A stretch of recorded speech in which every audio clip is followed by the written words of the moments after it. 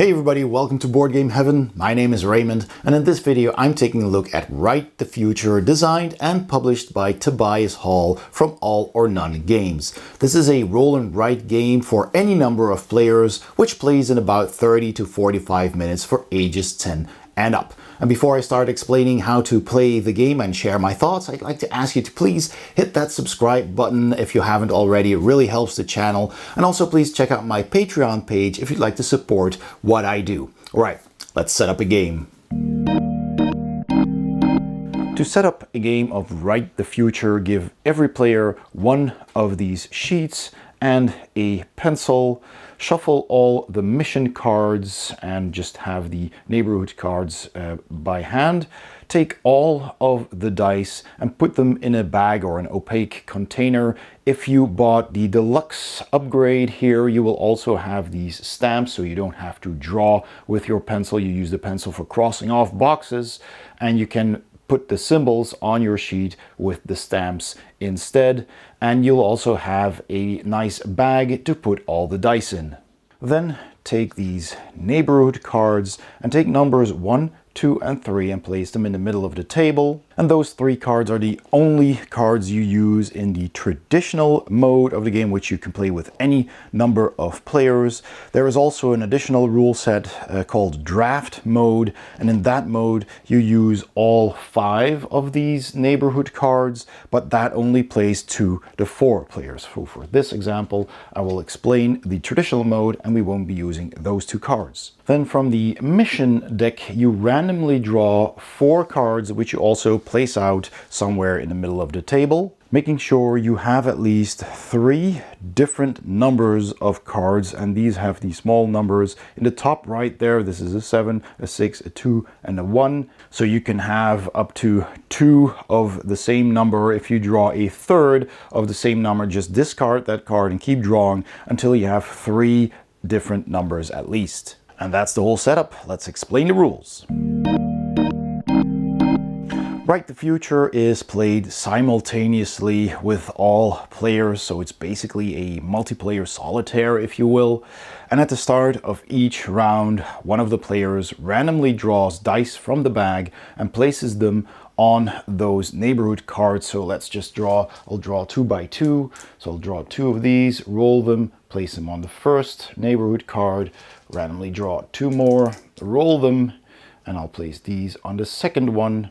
And I draw 2 more, roll them, and I place these on the third neighborhood card.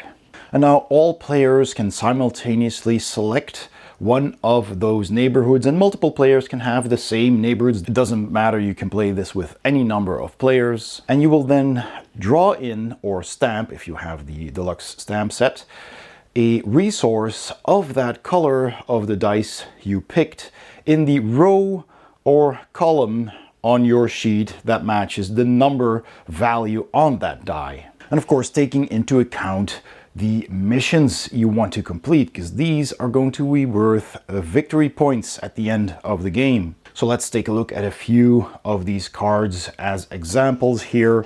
So here, this one will say you get 10 victory points here for each adjacent pair of intel and money, which is the green and the yellow resource. So if you have 2 next to each other, either this way or this way, then you get to score 10 points for each set. And you can't count them double, so it's unique sets. The same here for different resources. This one, for example, says you get 15 points for each intel surrounded by resources. Doesn't matter which ones, as long as there's 4 resources.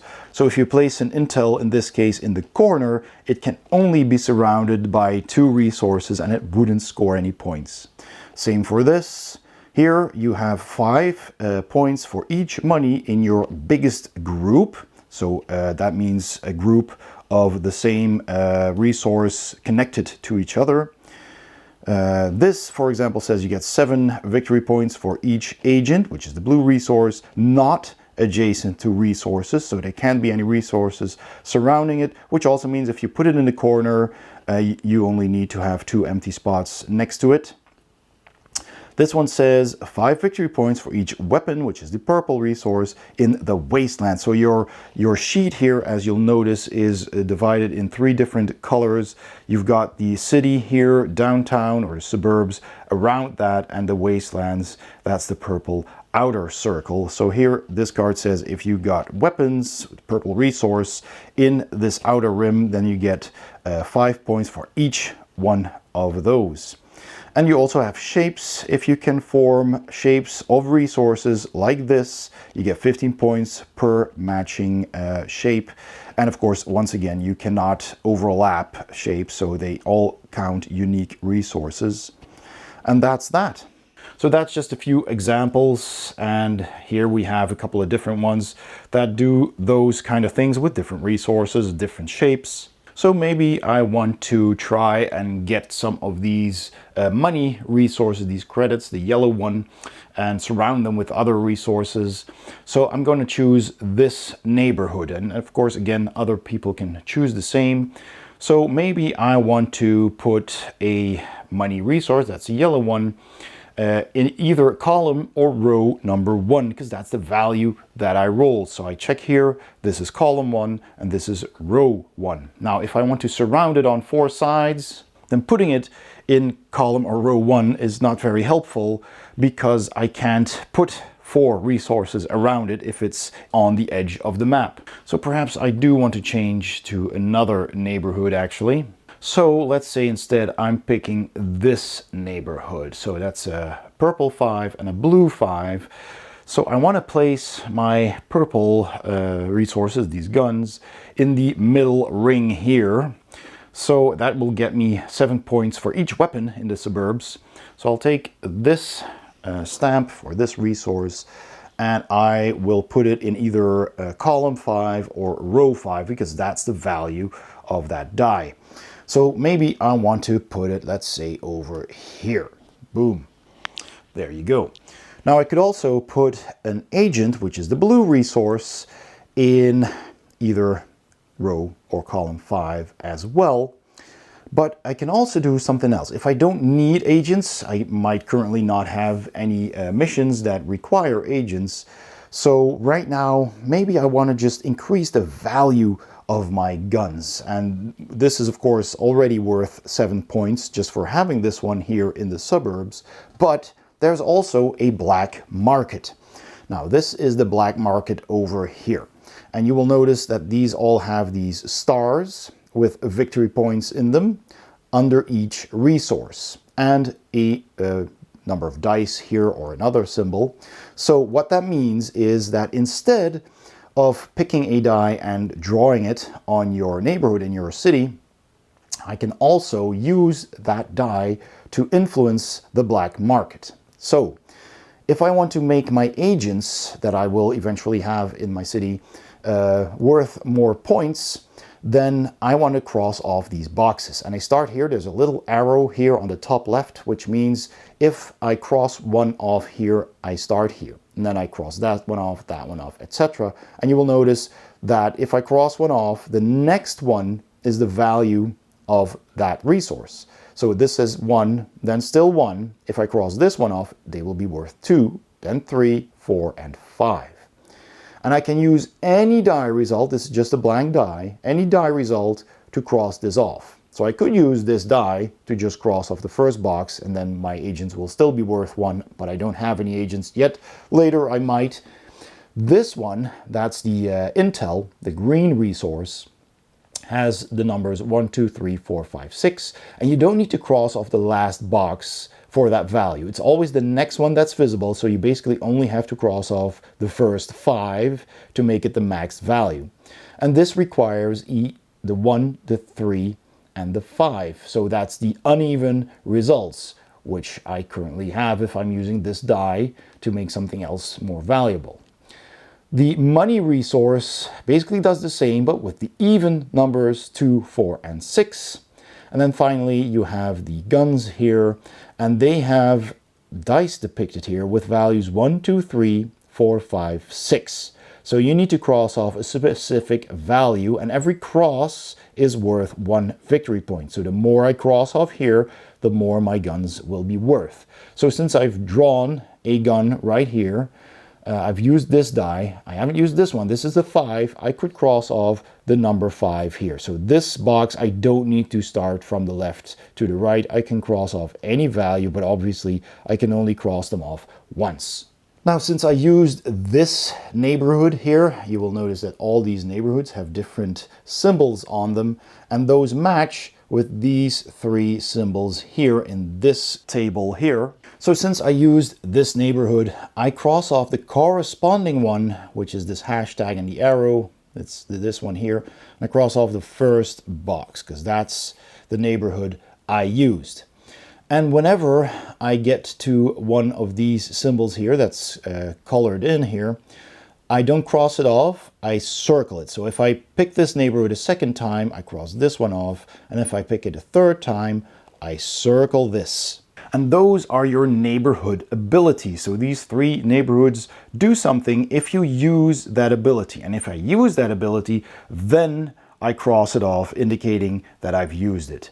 So what do they mean? Well, the first neighborhood with the hashtag and the movement arrow here means that I can cross through any resource in my whole block and put it somewhere else. But that will mean that if I cross this off here, then that box is no longer filled with a resource, nor can it be filled with a resource later. That's just an empty block and it'll stay empty for the rest of the game. But I can move things around. Sometimes that can be useful for scoring more points. The die with the question mark means that I can change the value of a die only for me, not for the other players. So I can, for example, if I have a 6 and a 5 here, and I don't want this to be a 6, I want this to be a 3, for example, because I can place that resource better in row or column 3, then I can use that ability, cross it off if I've reached it, of course, and then change the value. And the third neighborhood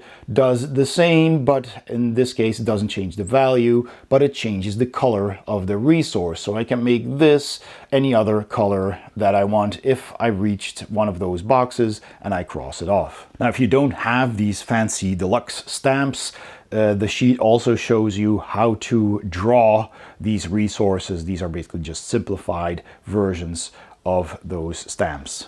And lastly, there are also bonuses here on every row and column. And these symbols are pretty self-explanatory. If you get a resource, there's 1 purple, 1 yellow, 1 blue, and 1 green. You just instantly get that resource and you get to draw it or stamp it in your district wherever you want. So that's easy. And then you cross it off, indicating that you've used it.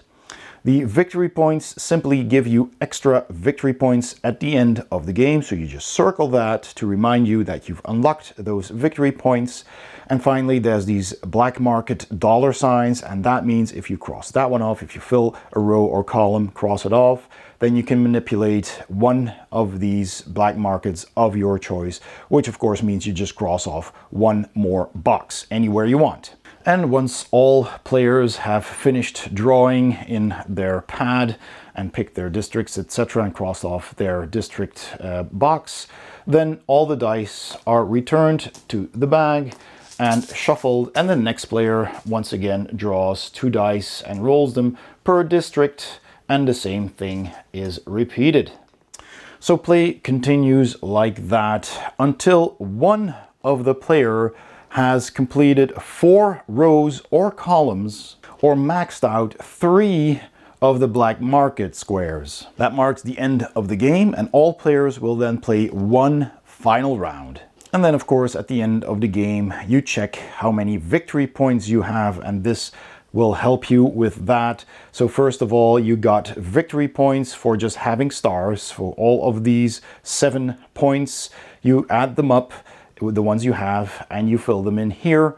This will tell you how many points you get for all of your agents. So you count all of the agents, the blue resource in your whole square, and you multiply them by the highest visible number in the black market. You fill that in there. The same, of course, goes for the green, the yellow, and the purple resource. You just check how many you have, and you check how many points each are worth, multiply them, and fill them in here, here, and here. And finally, there's the mission cards here. That's those 4 spots corresponding with the 4 cards, of course.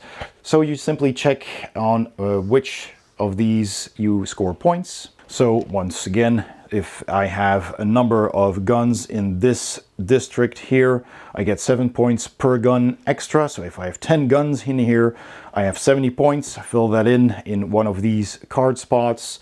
So this says 1, 2, 3, 4. So I usually start at the top one and work my way down like that. If I have any these cross-shaped patterns that I can circle, and I just usually make a square around them, just give them a line so I can see that I use that one, and draw that a couple of times if I can, and that will get me 20 points per shape that I match. If I add any green resources that are not adjacent to any other resources, only orthogonally, then those get me 10 points each. And I get 15 points for the yellow resource, the money, that is surrounded by 4 other resources. Then you add up all of those points, and that is your final score. And of course, the player with the highest score wins the game. Now, if you want to play draft mode, like I said earlier, there's a second mode to play, which is only for 2 to 4 players. Then you pick the neighborhood cards depending on the number of players. If you're playing a 2-player game, you also just use neighborhoods 1, 2, and 3. In a 3-player game, you add neighborhood 4, and in a 4-player game, you add neighborhood 5. And neighborhood 4 will let you pick which of the neighborhoods to cross off, and neighborhood 5 doesn't have any bonus at all. Now, the draft mode is played a little bit differently, so not only is the setup slightly different depending on the number of players, you will also play in turn order. So every player in turn order will draft one of the neighborhood cards.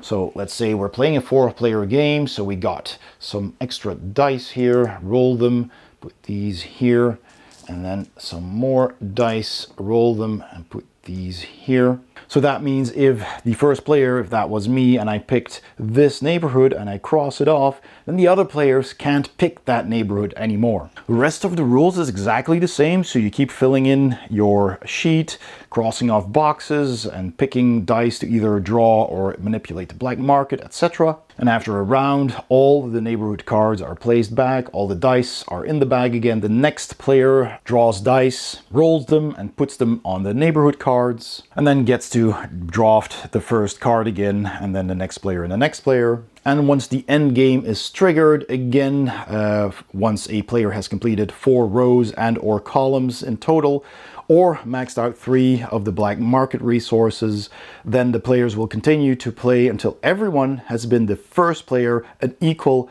amount of times. And then, of course, counting the victory points is exactly the same as in the normal mode. There's also an optional rule for both game modes that you can use, and that is that at the start of the game, every player will draw one random mission card and keep that secret only for themselves. And should you draw a card with a top right number that's already twice in the public missions, then you discard it and you draw a new one. And before endgame scoring, each player may decide to score their own mission instead of one of the public missions. So if you can score more points using this than, for example, using this, you can totally go for that, but you of course will adapt your strategy accordingly. So at the end of the game, your sheet may look something like this, and in this case I try to get groups of the purple and yellow resource. As you can see, I circled those. I crossed off a few that I placed somewhere else. I had 1, 2, 3, 4, 5, 6 even, so 7. So at some point you trigger more. You can actually trigger multiple rows to be finished. For example, if I fill in a column here that gives me an extra resource, then I can fill in that resource. That might trigger another one that gives me another resource, etc. So that's how I got more than 4 in this case. And since I tried to get these 2 resources to match as many times as I could, I also put in more points here whenever I could. And then I put in points for the resource that I also had a number of, which is these green ones there. And as you can see, I have also used these special abilities a couple of times. And All or None games also have a small expansion called Future Proof, which is sold separately and gets you 12 extra faction and mission cards. So the mission cards here, if we take a closer look, get you these kinds of extra cards that aren't in the core game. You get 6 points for each set of agent, money, and weapon, and they have different combinations for those. Then they have some more shapes you can make. This, for example, is a pyramid, but the middle one cannot have resource. It has to be an empty spot, but it's a whopping 20 points. You have this one, the inner circle, kind of the same thing. You can't have any resources there. Crossed off resources do not count as a resource. So if you manage to make a circle, but you have one there, you could use that ability to cross one off and put it somewhere else. This is another shape here and another shape. And these are evacuation and off-grid, and basically cards that you don't want. You don't want these resources, because for each row and column with no agent in this case, or no intel, no money, or no weapon, you get 3 points. And the other card are new to the game, and these are factions, and you can either draft or randomly pick or just deal out extra cards to every player, which will give them usually a one-time ability. Sometimes it's a permanent ability. This one, for example, says always score any available row bonus when scoring row bonuses. This one says when scoring the black market, you may swap the scoring of 2 resource types.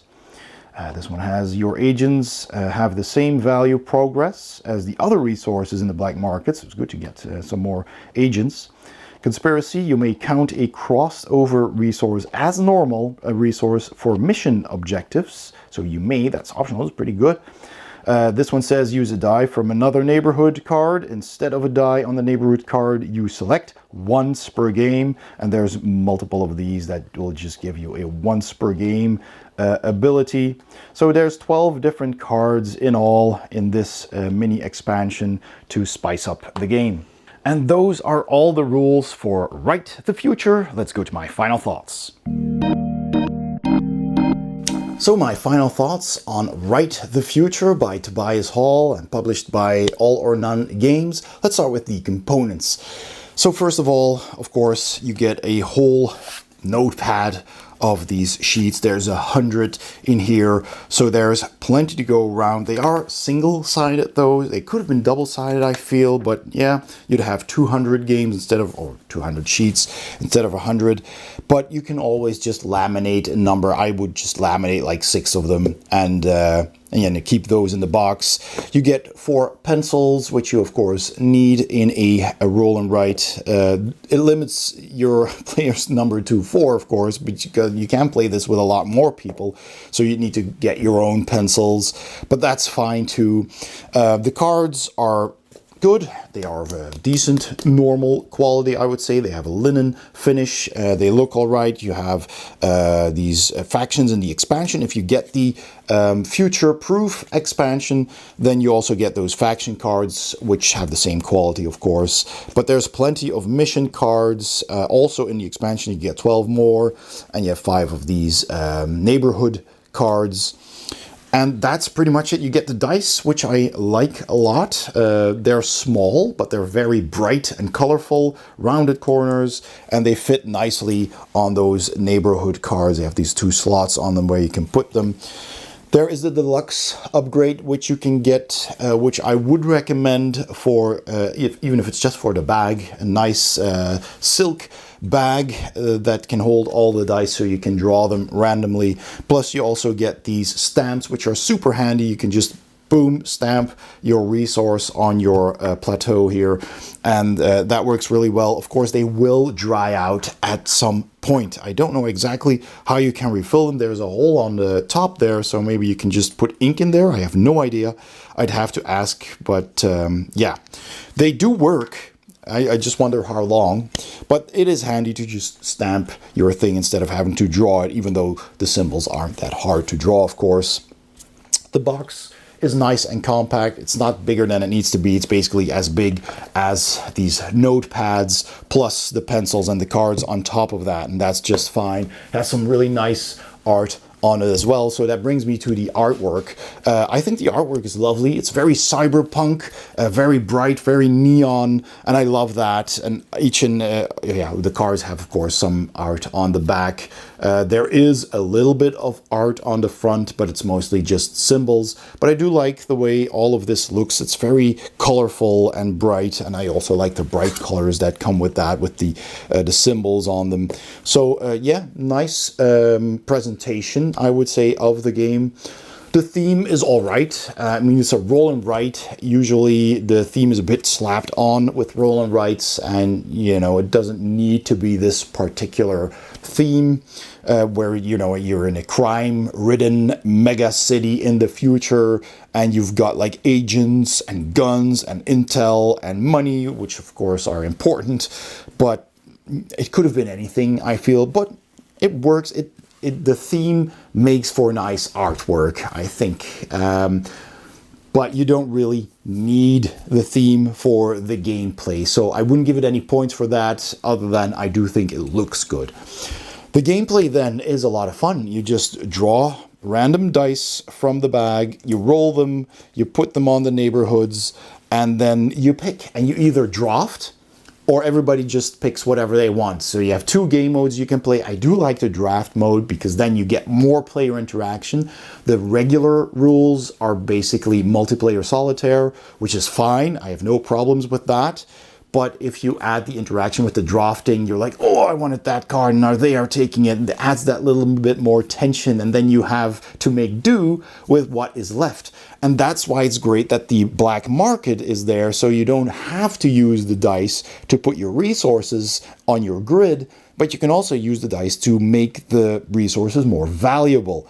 And I like that. You have more options. And of course, as you use the neighborhoods, you cross off those neighborhood boxes, and you get these special abilities that you can use once every time you cross them off. And there's 4 of each. If you even make it that far, you usually don't. And there's a lot of things to consider here. And you need to check out which row or column am I going to use, where am I going to put my resource, is that a good place to put it, will I get more points from a certain mission. You really have to look at the missions, and if you draw an extra mission card, you're gonna have to strategize with that as well. Am I going to use this? Which of the public cards am I going to replace with it? You're gonna adapt your strategy accordingly. And that is also really clever. So it's relatively simple, but there's a lot of things to consider in this game. It's really cool. A lot of things to think about, a lot of strategies to use. And I've tried it several times, of course, and tried several strategies. I tried one game, which you can see here, where I had the agents and they couldn't be surrounded by assets. So I placed them apart like this, and I tried that. And that kind of worked, got me a lot of points, but I didn't win the game. And there was another game where I was making groups, which I showed in the video, where I tried getting groups of 2 with 2 resources, the pink and the purple resource together. That got me a lot of points. And I think I won that game. No, I didn't. I came in second with that game. And people use different strategies, and that's a lot of fun. That's just good to see. It's really cool to see how that works out for everybody. And yeah, it's pretty good gameplay. Replayability is really good as well, because you get a lot of mission cards, so there's going to be different missions every time. There's going to be, well, you got the 3 neighborhoods, of course. You can play with the drafting, which I like. You have the factions that you can add if you add the mini expansion to give you those special abilities that you can use sometimes once a game. But you draw different dice every time, and you put different dice on the locations randomly every time. So you're going to pick different things, different options, different strategies. You'll never play 2 the same games. And that's why I really like this game, and why I think the replayability is very good. Finally, there's the language dependency. There is not a lot of text in this game. I would say this is a language independent game, because once you start playing, all you need to do is just roll the dice, pick the dice you want, and fill in your boxes, and that's it.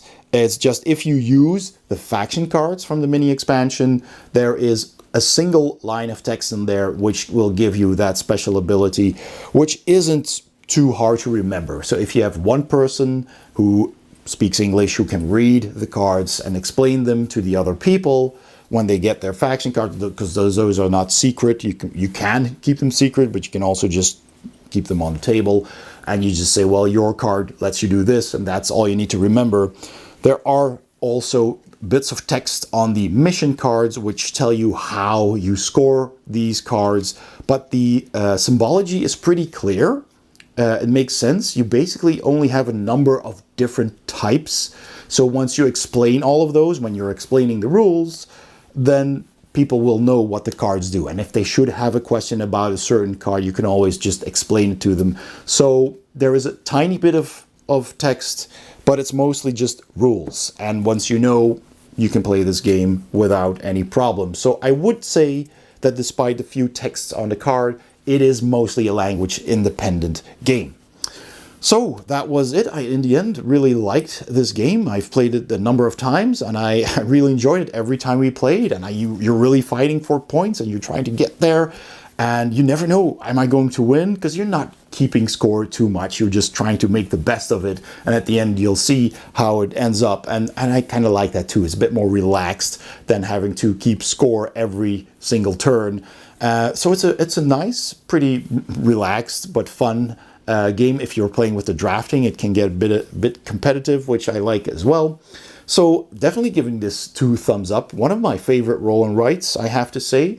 If you enjoyed this video, also please give it a thumbs up. Don't forget to subscribe if you haven't already. And please also check out my Patreon page by clicking the link in the description below or the icon at the end of this video. Thank you so much for watching, and I'll see you next time on Board Game Heaven.